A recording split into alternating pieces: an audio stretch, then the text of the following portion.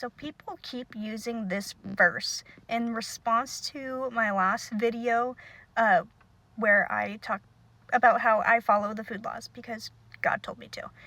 And I find it, this verse in particular, I find so ironic to use in response to that. And also why I emphasize so heavily to read the Bible in context. The Bible is way more than just a few verses. This verse, if you read the entire chapter, there's a lot of context that people are choosing to leave out.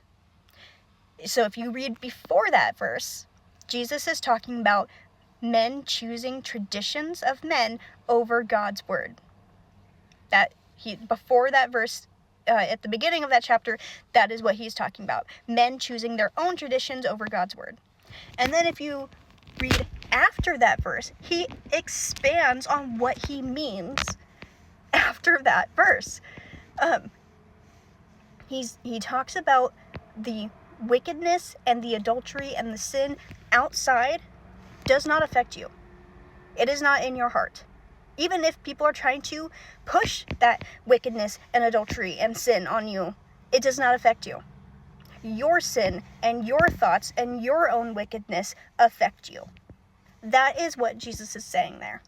He is talking about your sin and how other people's sin doesn't affect you. It's not about you. Let's go before Matthew 7, where Jesus said, "Not one jot nor tittle of the law shall come to pass till heaven and earth shall come to pass." We'll even go before Leviticus, before Deuteronomy. Let's go back to the story of Noah. God tells Noah to bring 2 unclean and 7 clean of every animal onto the ark with him. That means that the law was already established, even in the time of Noah.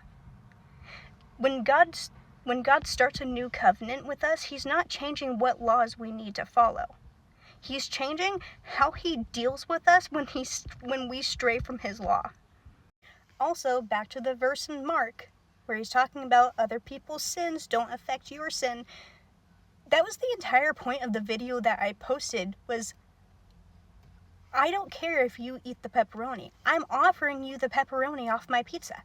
I'm not going to eat it though, but for some reason, me not eating it bothers you. Why does it bother you that I am choosing not to eat the pepperoni and in fact offering it to you, something that you want and care about so much that you're willing to preach to me about it, or even willing to denounce the Bible over it? I don't know, context is important. This is why I emphasize so much that context is so important. Read the entire Bible in context for yourself.